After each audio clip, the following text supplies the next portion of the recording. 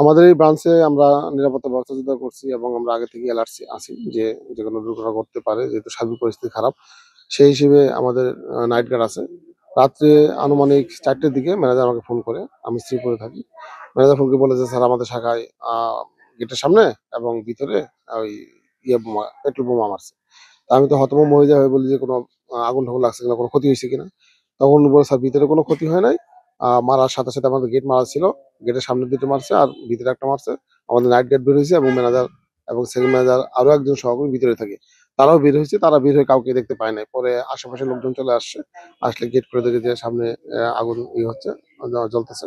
পরে তারা সেই আগুনকে নিভাইছে এবং আমি বললাম, তাহলে থেকে আমি সাথে, সাথে আমার ঊর্ধ্বতন কর্তৃপক্ষকে আ মেসেজ দেই। আমি মেসেজে দিয়ে জানাই যে এই ঘটনা ঘটছে এবং সকালে আমি স্যারকে, আমাদের জোনাল স্যারকে আমি ফোন দেই যে, "স্যার, আমাদের ওই শাখায় এই দুর্ঘটনা ঘটছে।" পরে জোনাল স্যার আসছিল।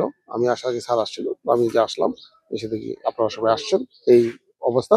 তো আমাদের ভিতরে কোনো ক্ষতি হয়নি আরকি। আ বাইরে এটা হয়েছে। এ বিষয়ে কোনো আইনগত পদক্ষেপ? আমরা এখনো কোনো আইনগত নিইনি। আমরা যেহেতু থানা থেকে লোকজন আসছিল, আমরা এটা ঊর্ধ্বতন কর্তৃপক্ষের সাথে যোগাযোগ করে আমরা এটা আইনগত ব্যবস্থা যাবো আরকি।